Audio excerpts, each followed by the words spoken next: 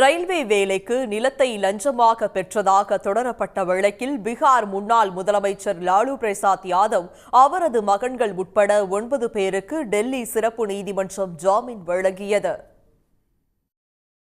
ஐக்கிய முன்னணி ஆட்சியில் 2004 முதல் 2009 வரை ரயில்வே அமைச்சராக திரு லாலு பிரசாத் யாதவ் பதவி வகித்தார்.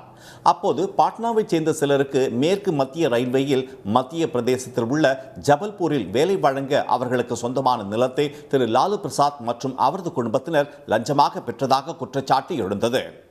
இது தொடர்பாக வழக்கு பதிவு செய்து விசாரித்த சிபிஐ 2017ஆம் ஆண்டு குற்றப்பத்திரிகை தாக்கல் செய்தது.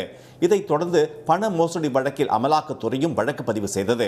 இந்த வழக்கில் விசாரணை முடிந்து கடந்த ஆகஸ்ட் மாதம் 6ஆம் தேதி அமலாக்கத்துறை குற்றப்பத்திரிகை தாக்கல் செய்தது.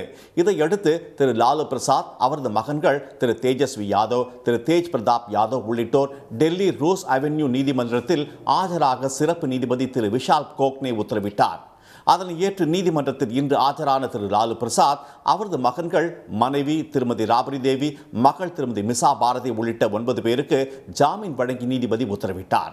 குற்றம் சாட்டப்பட்ட ஒவ்வொருவரும் தலா 1 லட்சம் ரூபாய் பிணைத் தொகையாக செலுத்த உத்தரவிட்ட நீதிபதி விசாரணையின் போது அவர்கள் கைது செய்யப்பட மாட்டார்கள் என்று தெரிவித்தார்.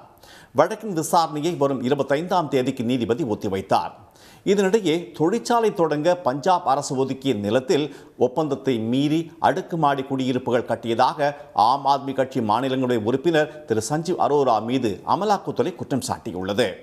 இதன் மூலம் பண மோசடியில் ஈடுபட்டதாக கூறி சண்டிகரில் உள்ள அவரது இல்லம் மற்றும் அவருக்கு சொந்தமான இடங்களில் அமலாக்கத்துறை இன்று சோதனை நடத்தியது. உடனுக்குடன் செய்திகளை தெரிந்து கொள்ள சன் நியூஸ் பெல் ஐகானை கிளிக் பண்ணுங்க.